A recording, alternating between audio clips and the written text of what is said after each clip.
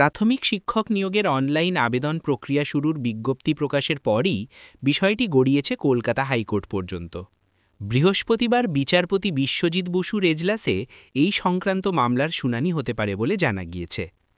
আবেদনকারীদের মূল দাবি 2017 এবং 2022 সালের শিক্ষক যোগ্যতা পরীক্ষা টেটের মোট 47টি প্রশ্নে ভুল ছিল বলে এক্সপার্ট কমিটির রিপোর্ট জমা পড়েছে। কিন্তু সেই রিপোর্ট এখনও প্রকাশিত না হওয়ায় মামলাকারীরা কত নম্বর পেয়েছেন তা স্পষ্ট নয়।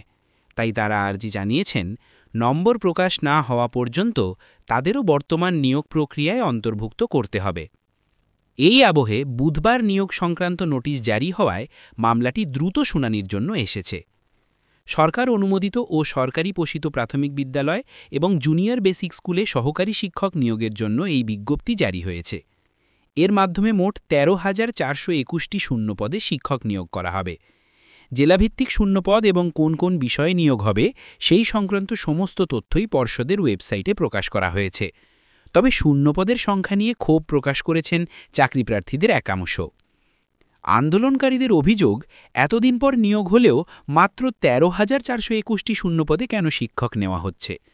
যদিও শিক্ষামন্ত্রী ব্রাত্য বসু জানিয়েছেন, রাজ্য সরকারের স্কুল শিক্ষা দপ্তরের অনুমোদনক্রমেই এই নিয়োগ প্রক্রিয়া শুরু হচ্ছে এবং চলতি বছরেই প্রায় 50,000 শিক্ষক শিক্ষিকার স্বচ্ছ নিয়োগ সম্ভব হবে বলে তারা আশাবাদী।